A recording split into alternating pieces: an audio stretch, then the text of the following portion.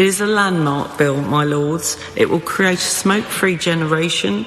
It is, in fact, the biggest public health intervention in a generation, and I can assure all noble lords it will save lives. So that voice that you heard there was Gillian Meron. She's the Parliamentary Under-Secretary of State for Mental Health and Women's Health in the UK.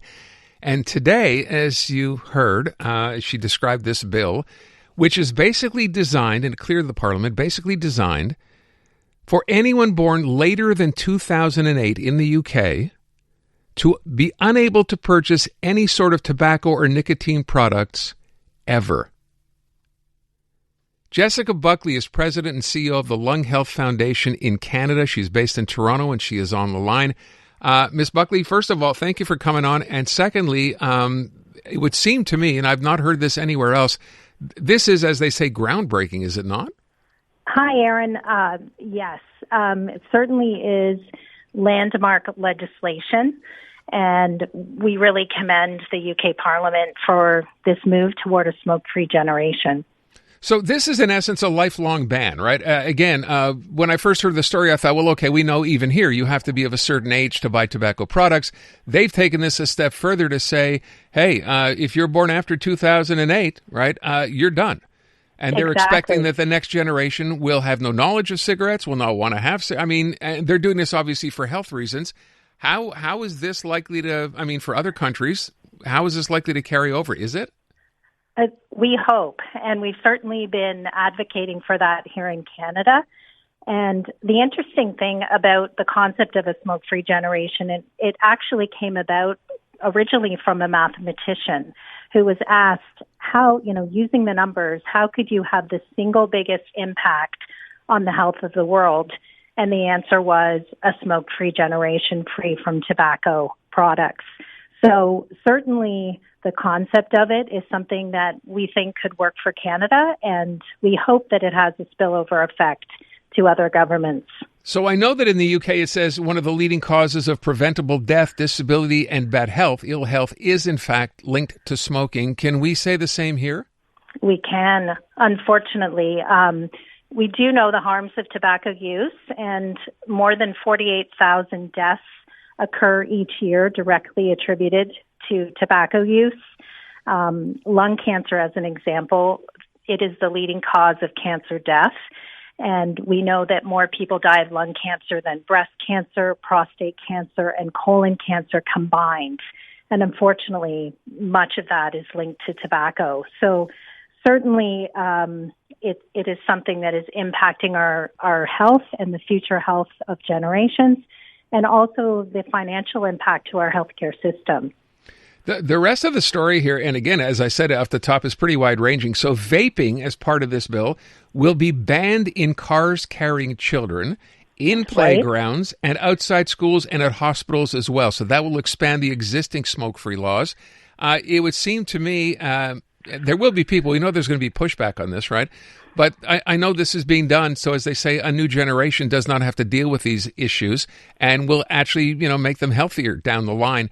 Have you had discussions with people in government here about moving forward on things like these? We have. So the Lung Health Foundation, as part of the National Lung Health Alliance, has been lobbying over the last 2 years to members of Parliament in Ottawa about the concept of a smoke-free generation. There would be a lot of work to be done to put those type of frameworks in place, but it is a bold legislation. Vaping that you just spoke about, unfortunately, we had to let elected officials know that Canada has amongst the highest rates of vaping for youth in the world. And kids who vape are 3.5 times more likely to pick up tobacco and smoke cigarettes in the future. So we know where this is headed if we don't make a change. How far have you gotten in trying to deal with the vaping issue? Lots of meetings, but it's something that's very bold, and there has to take a long time and a lot of discussions with all parties. The UK has been working on this for a number of years, and we're so pleased that they were able to get to this point, and now they need royal assent, and they're really going to be world leaders. Canada has that opportunity as well. You know, when it comes with the idea with vaping, of course, when vaping was introduced was, oh, look, they're not going to smoke cigarettes. They'll do this. It's less harmful. And of course, that was a pitch by the company to sell vaping products. But what are we finding out health-wise related to vaping? Well, it's interesting. It was sold as harm reduction for adults who smoke. And the truth is, it is not harm reduction when you're talking about kids. It's harm introduction, and it's introduction to nicotine addiction. And the Canadian Task Force on Harm Reduction, determined that it's certainly not harm reduction when you're talking about kids under the age of 30. So it's a problem. And vapes are extremely discreet, and they have wonderful sounding flavors and enticing flavors that kids in middle school are using and becoming addicted to nicotine. So we've got a real issue. You know, I'm not sure what the law is in Quebec in terms of where they can be sold. I think it became an issue for a while because they were just selling them everywhere and they shouldn't have been. It was mandated to be sold in specific stores. You had to show, I think, proof of age at some point. Right. Do different provinces in this country handle this in different ways?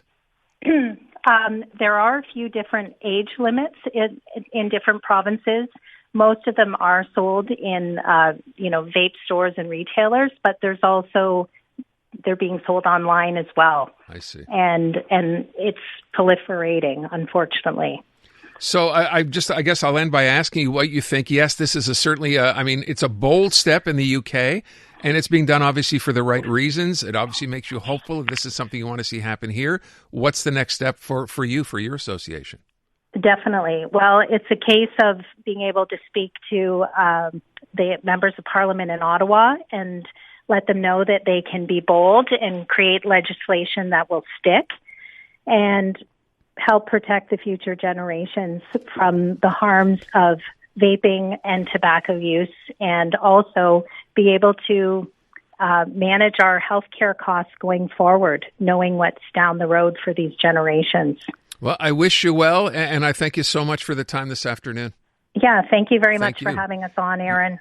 Jessica Buckley with the Lung Health Foundation here in Canada after this introduction of in the UK, right? This idea that basically creating a generation, the next generation of non-smokers will not be able to buy. I want to make sure I get this right. So the idea is if you are born after 2008, right, you would not be able to buy tobacco in your lifetime going forward in the UK. Wow.